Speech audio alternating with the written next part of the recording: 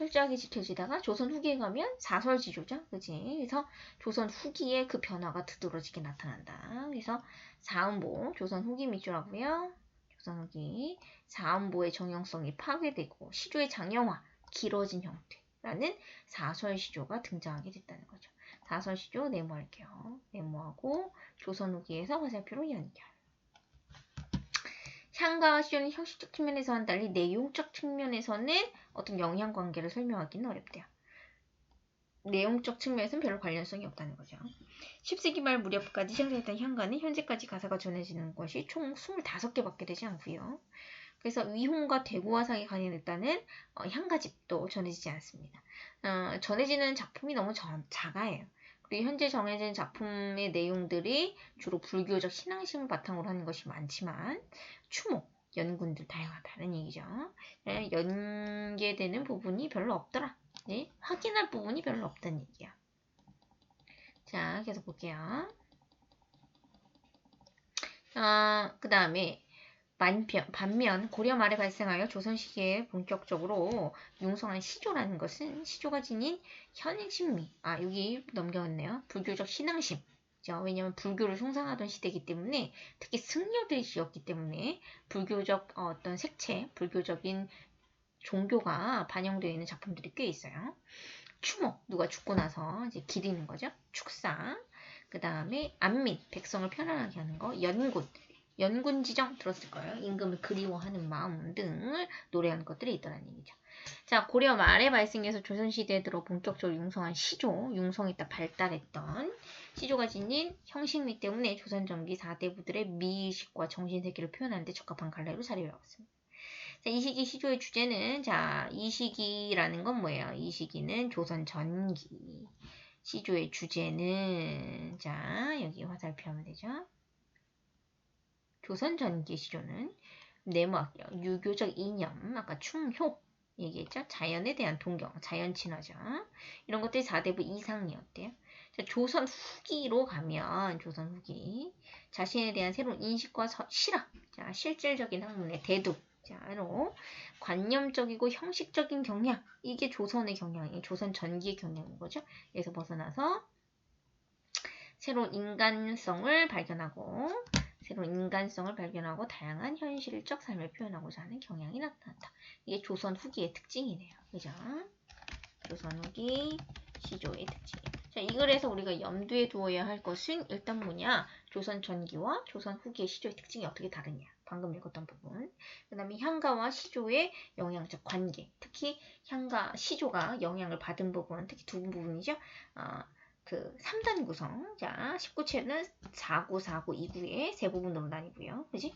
그 다음에 시조는 초장, 중장, 종장의 세 부분. 이 3단 구성이라는 걸 영향을 받았다. 그 다음에 낙구의 감탄사가 시조, 종장의 감탄사에 영향을 끼쳤다. 라는 것이 핵심 내용입니다. 알겠죠? 그런 것들 보시면 되고요.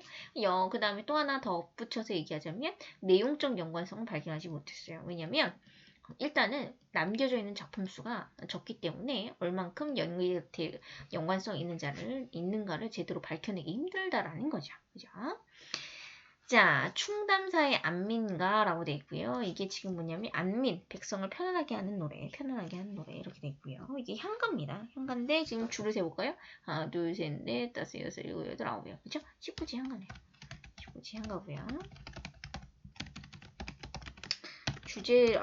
주제를 적으면 주제는 각자 본분에 충성하자 이런 얘기예요. 그래서 나라를 다스리는 올바른 자세에 대해서 얘기한 작품입니다.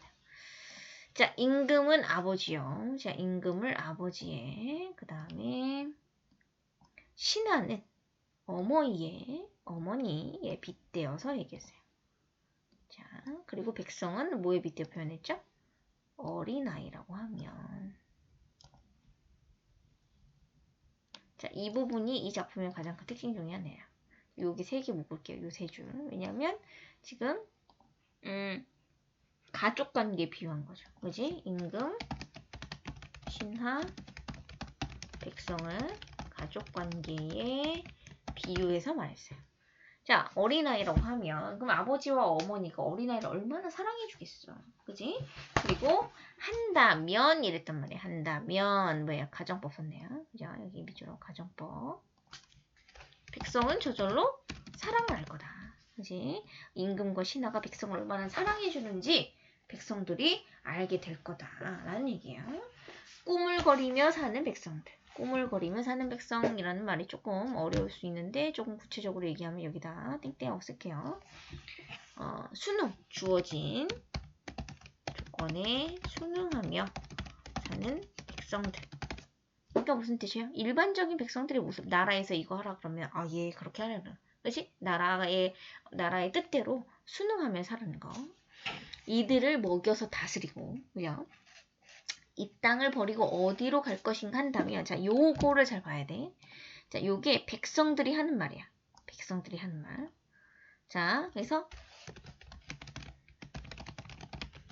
백성들이 뭐냐면 이 땅을 버리고 갈 곳이 없다. 그럼 무슨 뜻이야? 그만큼 살기 좋다는 뜻이지. 그죠? 그만큼 현재의 삶에 만족한다. 자, 그래서 백성들을 사랑하는 마음으로 이런 순응하며 사는 이 착한 백성들을 충분히 먹이고 다스려서 이들의 백성이 난 도저히 이 땅을 버리고 어디로 가야 할지 모르겠어. 이 땅을 버린다는 건 말이 안 돼. 난 지금 너무 행복하게 잘 살고 있기 때문에 이 땅을 버릴 수 없어. 라고 백성들이 스스로 이렇게 말을 해준다면 그지? 나라가 올바르게 다스려지고 있다는 것을 이런 백성들의 말을 통해서 알게 될 거다. 이렇게 얘기를 하는 거예요. 알겠죠? 자, 그래서 여기 부분이 민본주의라고 해서 백성이 근본이다 라는 게 나와 있어요. 여기 부분을 조금 핵심적으로 잘 아시면 돼요. 그래서 나라가 다스려짐을 알 것이다 라고 얘기했습니다. 결국 나라의 다스리는 방법은 뭐예요? 그치? 백성을 먹여 살리는 거죠. 만족할 만큼. 그지? 자, 여기 아가 중요하네요. 이 아가 왜 중요한 거죠? 그치, 여기가 낙구 감탄사라는 거죠. 그치? 여기가 낙구가 감탄사입니다. 그래서고요. 임금은 임금답게, 신하답게, 백성답게 무슨 뜻이에요? 각자 본분에 충실하면 요 작품이 제일 중요합니다. 각자의 본분에 충실한다면 이런 뜻이죠. 나라가 태평할 거다. 자, 나라가 태평해지는 방법에 대해서 얘기했어요. 자, 첫 번째 어떤 거냐? 여기 정리하면 전체적인 내용은 나라가 태평해지는 방법. 백성을 사랑하는 마음으로, 그지? 백성을 충분히 먹여 살리는 거야. 그지? 그 다음에 또 하나 뭐 했어요? 각자 임금, 백성, 아이고 미안해요. 신하가 각자의 본분에 충실하면 되는 거예요. 그지?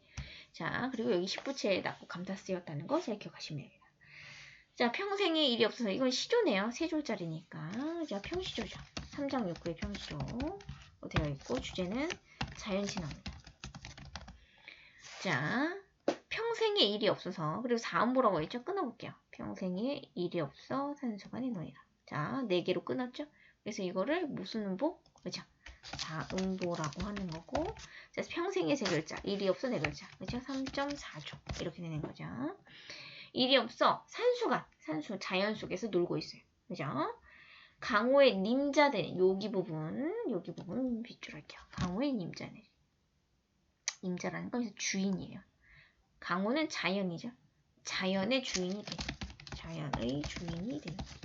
이거를 다른 말로 풍월주인이다. 이렇게 얘기하고요. 그래서 여기서 결국 자연의 주인이 됐다라는 건 무슨? 자연을 즐기는 사람이 되었다. 이런 뜻입니다. 알겠지? 세상 일을 다 잊었다. 자, 세상이 어때요? 그치? 부와 권력을 차지하기 위해서 막 악다구니로 막 다툰단 말이야. 그런 속세, 세상 일을 다 잊었구나. 이런 뜻이에요. 자연만 즐기고 있다는 얘기야. 어떻다. 자, 어떻다라는 것도 여기 감탄사인 거죠. 종자의 감탄사죠. 이 감탄사가 어디에 영향을 받은 것이다? 10부지 향가의 영향을 받은 거죠. 강산풍어리. 강산풍어리는 뭐예요? 자연의 경치, 풍경이 풍어는 이제 바람과 달이